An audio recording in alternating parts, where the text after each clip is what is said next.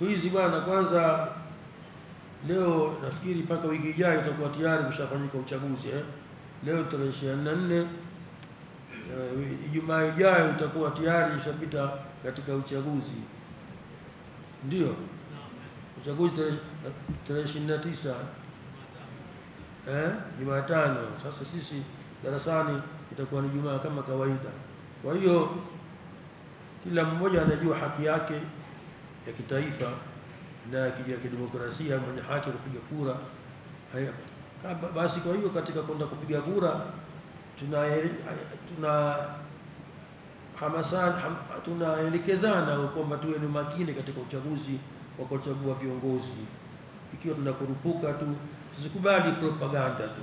Tusikubali propaganda. Wala tumchague mtu kwa mujibu wa tunavyomuelewa kwamba atafanya nini, atakuwa mtu ambaye anailinda amani, atakuwa ni mtu anatunza haki, atakuwa ni mtu ambaye mwenye kuwajibika, sio kutoa kura yako ampa mtu ovyo ovyo, utakuwa unadhuru umma wote.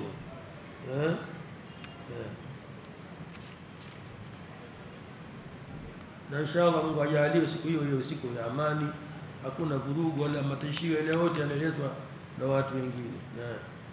Lakini tu tunalaumu sana watu ambao kwamba wametumia awamu hii, imekuwa ni awamu ngumu sana. Yaani hakuna kipindi kilichokuwa kigumu katika uchaguzi kama awamu hii. Matusi mengi sana yamezidi katika mtandao, matusi mengi sana alivyosema. Na ajabu ni kwamba wengine katika hao wanaotoa matusi ni Waislamu wenzetu, vijana wengine tunaona majina yao, tunaona wengine ya Kiislamu, lakini wanatukana katika mtandao. Wengine hata lugha ya Kiswahili safi hawajui, kama ni watu labda wamehamia nchini, hatuelewi ni watu aina gani hao. Maneno machafu wanasema, na sisi tumesema ni haramu kumtukana mwanamke. Awe ni Muislamu, awe ni si Muislamu, mwanamke hatukanwi, mwanamke anaheshimiwa. Hata kama si mkeo, si dadako, lakini madhamu ni mwanamke, mbegu ya mwanamke inaheshimiwa. Haya ndio mafunzo yote katika nini? Na huko nyuma tumesema sisi mpaka katika jihadi, wakati Bwana Mtume sallallahu alaihi wasallam, mwanamke hauliwi bwana. Mwanamke hauliwi. Labda kama kashika silaha na umeshika silaha, yani hapo mwingine, lakini kwa sababu ni adui basi muue tu.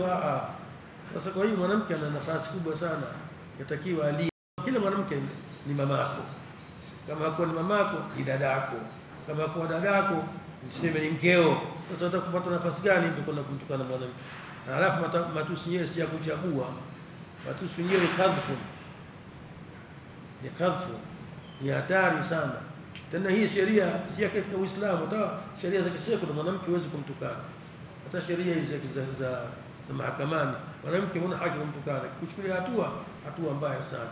Sasa wakuona watu wanahangaika na hii mitandao kwamba naona haonekani. Huonekana lakini kuna anayekuona. Ni Allah subhanahu wa ta'ala anayekuona. Ni Allah. Na sisi tunasema vijana wetu Waislamu, sisi ni watu wa misikitini, tunasema na Uislamu wenzetu. Wengine hatujui wanaambiwa nini, lakini kwa hakika kutukana katika mitandao mahali popote, kumtukana mwanamke, hata kumtukana mwanamume mwenzio pia usuku, hakuna hiyo si katika tabia njema watu kutukanana. Watu watakiwa wasubiriane, wavumiliane, lakini utukane mwanamke kwa sababu eti basi umekuja hapa wewe ukafanya biashara yako ukajipatia shilingi zako 2000 ukaweza kutia salio katika hiyo simu yako, sijui basi ukiona watu wanatukana unatukana. Na wengine wanatukana matusi mabaya na kwambia qadhfu. Allah anasema innal ladhina yarmuna almuhsanati alghafilati almu'minati lu'inu fi dunya wal akhirah. Lu'inu fi dunya. Wamelaaniwa watu wanaotukana wanawake ambao kwamba hawana shida, yani wanamejisitiri, wao wamelaaniwa fi dunya wal akhirah. Wewe unatukana tu bwana, unatukana vipi sasa? Unamtukana mwanamke hivi unamsudia maneno ambayo ukiitwa waona hapa utaonekana, kiko siku utaonekana. Yuko anayekuona atakuita, atakuhesabu.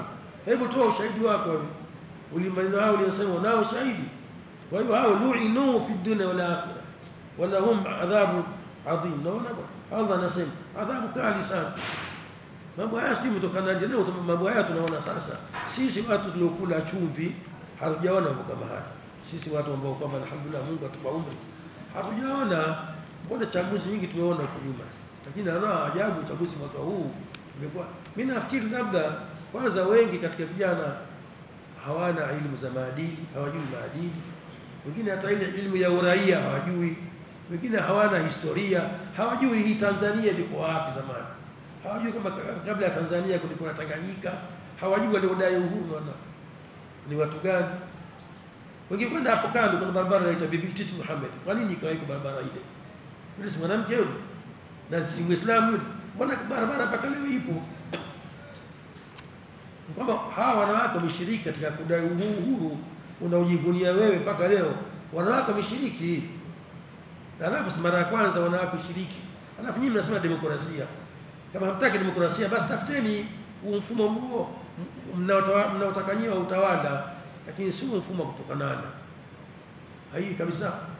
Na alafu kitokea mashehe wakitukana, mashehe wakikataza haifai tusikane hivi, ambao chawa chawa, lakini chawa wa Allah subhanahu wa ta'ala.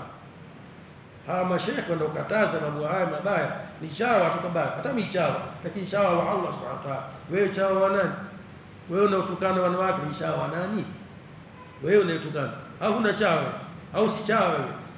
Unakuwa ni yabana unafanya kazi, basi mjinga. Kama kumbe huna mtu aliyokuajiri upewe hata hela, unatukana kwa kufuata mkumbo tu, kwa kuburuzwa watu unatukana, basi mjinga. Uwezo kufanya kazi ambayo haina malipo. Wale chawa wanalipa, wale chawa wanalipa, wewe unalipa na nani? Kwa hiyo mambo kama haya kwa hakika mambo si mazuri. Mambo yataka watu kukatazana, hasa vijana wetu wa Kiislamu ambao ndio sasa hivi wengine hawana elimu kabisa, hawata masomo, hawakuendelea. Haraka kaifika mjini, kapata biashara yake, kapata kazi yake, kapata hela kununua salio, anatumia mtandao. Yatakiwa basi kama hiyo tuwe na elimu kumbe. Baada ya kuletwa mtandao huu tuwe na elimu ya kufundishwa mtandao utumike vipi, kwa sababu ni hatari kabisa, hatari kabisa. Kama ni uchaguzi, sema labda hapa kwetu naona mara ya kwanza wanaona mwanamke kuwa ni rais au kuwa rais. Bwana, kuna watu Namibia kwa mwanamke rais. Namibia hii Afrika hii ni rais mwanamke. Hujasikia mwanamke? Mbona hujasikia katukanwa? Huyu nani? Trump alikuwa shindana nani? Kamala nani yule? Ni mwanamke tena, wala si Marekani yule. Si Marekani. Ni mtu wa nchi nyingine na mamake ambaye ni Muhindi, lakini hataona akamtukana wa Amerika, lakini kashindana na huyu Trump mpaka mwisho. Na kama Trump ashingishika nafasi kama wanavyosema wachambuzi, kama si mambo mawili hata ingimpita Trump mwanamke huyo. Kwa sababu nini? Yule Trump asaidiwa na Mazayuni, la kwanza. Pili, chama chake yeye, chama ambacho kinashajii ushoga, ndio kuna jimbo maalum ambalo Waislamu mkataa kumpigia kura yeye kwa kupinga ushoga. Lakini mwanamke akishika madaraka, usione ajabu kuonekana mwanamke kuonekana ni rais katika dunia bwana. Haya mambo ya kawaida, usiwe mshamba kiasi hichi. Umeelewa bwana? Sio mshamba. Na si mara moja anagombea mwanamke. Kule Uingereza kule kuna yule Shabana Mahmud, mtoto wa Kihindi tu yule kutoka Pakistan huko. Leo yuko Uingereza, ni waziri wa mambo ya ndani. Waziri wa mambo ya ndani si mchezo. Ni wizara nyeti sana hiyo. Usiona jambo baadaye akaja kugombea waziri mkuu pia naye. Leo sisi tunatukana ndugu yako kwa wananchi, ndugu yako kwa kama kingine Muislamu zako unamtukana kwa lipi? Kwa lipi? Sasa akisema yeye anaacha hiyo kutawala, wewe utashika serikali tuweze kuendesha au umetuwekea mtu gani tumchague? Zamani katika miaka ya nyuma, katika fikiri kama mpaka mwaka 73 hivi ilipotokea vita vya wa Misri na Wayahudi, kulikuwa na mwanamke mmoja akaitwa Golda Meir, alikuwa ni waziri mkuu yeye. Mwanamke alikuwa ni waziri mkuu upande wa Israeli. Vita vilipotokea vya Saadati kushambulia Israeli, alikuwa yupo ni waziri mkuu yeye. Sasa katika kipindi fulani watu waliochoma msikiti Masjid al-Aqsa ulishongwa. Masjid al-Aqsa ilishomwa. Sasa msikiza anaposema neno akashi anasema Mimi jana sikulala. Maneno yamenakiliwa yangu katika mitandao mpaka leo. Watu wasoma mitandao kuangalia matusi na kutukana, hawaangalii kupata maendeleo na kujua dunia inaendeshwa vipi. Hawataka kuchukua elimu kutokana na mitandao. Mitandao hii watu wanafaidika nayo, watu wanasoma kutokana na mitandao. Sisi mitandao tunachukua kuitumia katika njia za kutukana watu. Wapi? Watu tumechelewa kiasi hiki. Kwa dema hiyo yule asemaje? Anasema jana sikupata usingizi. Niliposikia kwamba Masjid al-Aqsa imechomwa, niliona sasa Waislamu wote wataingia kuivamia Israeli. Wataivamia, kwa hiyo waziri mkuu wataivamia Israeli, mtafanyaje mimi? Mwanamke mimi nitafanyaje wakiingia wote Waislamu kuivamia? Lakini ilipofika asubuhi nikaona kimya, basi roho ikatulia, kumbe Waislamu wana chochote. Mbona kutukana? Mbona kumtukana kwa dema hiyo? Na wewe ni Muislamu, katukana Waislamu kwa dunia nzima. Nasema nilipoona kimya nikaona Waislamu kumbe wana lolote. Poa tu, msikiti wao umechomwa, sikuona hasa eneo yote. Vipi bwana? Tujirekebishe. Tuwe ni watu ambao tunakwenda na wakati. Tuonekane watu wenye akili. Tuonekane watu na sisi tunakwenda tuna busara, sio kukurupuka kuburuzwa tu. Buruzwa. Mtu atokee mtu mwenye wasiwasi hapa. Yuko nchi nyingine huko anakwenda kutukana watu hapa. Yeye yuko nchi nyingine naisha Amerika atukana. Wewe uko Amerika, wewe ungegombea nafasi. Ungegombea nafasi na wewe tunasikia nawe unapambana na Trump huko. Wote kwa mambo ya huko Afrika na kuhusu nini? Kwa hizo na saa zetu tunazitoa hizi, naona kwamba kunyamazia si vizuri kwa vijana, hasa vijana wa Kiislamu. Sisi tunazungumza na vijana wa Kiislamu. Wasikubali mkumbo tu, wasikubali kuvuruzwa tu. Mashekhe wamepewa, mashekhe wamekuwa chawa. Machawa. Lakini wanafanya kazi ya Allah Subhanahu wa Ta'ala, chawa wa Allah. Wewe chawa wa nani? Wewe chawa wa nani? Unafanya kazi kwa niaba nani? Unamwakilisha nani? Basi tu vivyo hivyo, basi mpumbavu. Wewe si chawa lakini funza mpumbavu. Kuna akili. Vipi unakurupuka tu bwana, unataka kutumia akili yako?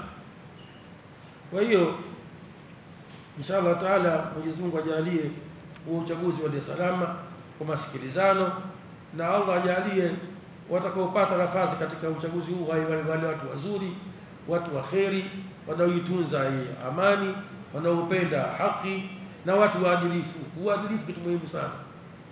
Uadilifu kama huko hata hiyo haki haiwezi kupatikana. Kwanza watu wawe waadilifu, kila mwenye haki apewe haki yake.